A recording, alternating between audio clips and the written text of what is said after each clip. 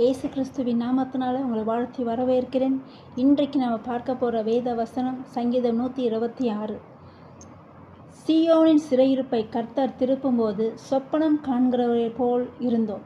அப்பொழுது நம்முடைய வாய் நகைப்பினாலும் நம்முடைய நாவு ஆனந்த சத்தத்தினாலும் நிறைந்தது. அப்பொழுது கர்த்தர் இவர்களுக்கு பெரிய காரியங்களை செய்தார் என்று புறஜாதிகளுக்குள்ளே சொல்லிக் கொண்டார்கள். கர்த்தர் நமக்கு பெரிய காரியங்களை செய்தார், இதன் நிமித்தம் நாம் மகிழ்ந்திருக்கிறோம். கர்த்தாவே, தெற்கத்தி வெள்ளங்களை திருப்புவது போல எங்கள் சிறையிருப்பை திருப்பும். கண்ணீரோடு விதைக்கிறவர்கள் கம்பீரத்தோடே அறுப்பார்கள். அள்ளி தூவும் விதையை சுமக்கிறவர்கள் அழுது கொண்டு போகிறான், ஆனாலும் தான் அறுத்த அரிகளை சுமந்து கொண்டு கம்பீரத்தோடே திரும்பி வருவான்.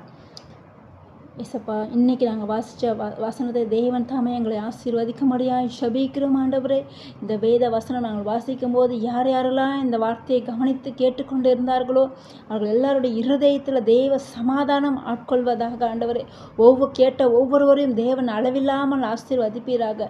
தேவனே, ஒவ்வொருவரையும் அப்போ ஆசீர்வதித்து பலப்படுத்துங்க. இந்த ஊழியத்தை ஆசீர்வதித்து பலப்படுத்துங்க. இயேசுவின் மூலம் ஜெபிக்கிறோம் நல்ல பிதாவே, ஆமென்.